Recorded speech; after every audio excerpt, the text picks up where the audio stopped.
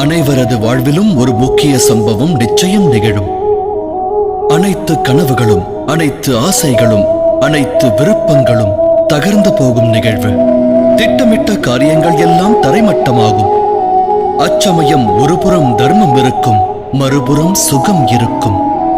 அந்நிலையையே தர்ம சங்கடம் என்பார்கள். தர்ம வழியினை மேற்கொண்டால் சங்கடம் உருவாகும். தர்மத்தினை தியாகம் செய்தால் சுகம் கிட்டும். சற்றே சிந்தியுங்கள். சிலருக்கு உறவுகளுக்கு விரோதமாக சத்தியத்தை உரைக்கும் நிலை ஏற்படுகிறது. தரித்திரம் தலைவிரித்தாடும் வேளையில் இலகுவாக களவாடும் மார்க்கம் சிலருக்கு புலப்படுகிறது.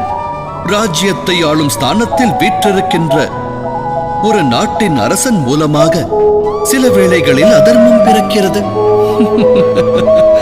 பலரது வாழ்வில் இது போன்ற நிகழ்வுகள் நிகழ்கின்றன.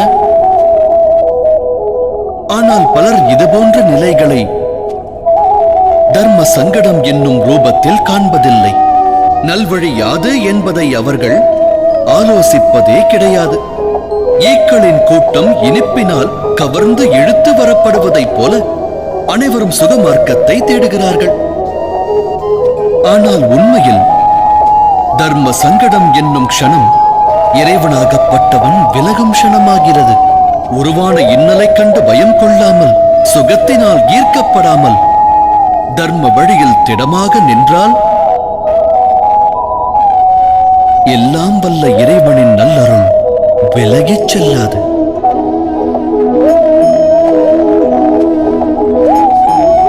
காற்றோடு மோதும் மரத்தின் இலையானது மரத்திலிருந்து விடுபட்டு ஆகாயத்தில் காற்றோடு பறக்கிறது. காற்றுக்கு தலைவணங்கும் புல்லானது பூமியிலேயே நிலைத்திருக்கிறது. தர்ம சங்கடத்தின் வேளையில் நாம் சங்கடத்திலிருந்து விலகினால் சுகமானது கிட்டும், வாழ்வு ஆனந்தமாகும். ஆனால் எதிர்காலத்தில் விரக்தி உண்டாகும். ஆன்மா தரித்திர நிலையை பெறும். இறைவன் அருளிலிருந்து வெகு தொலைவு செல்ல நேரிடும். சிந்தித்து செயலாற்றுங்கள்.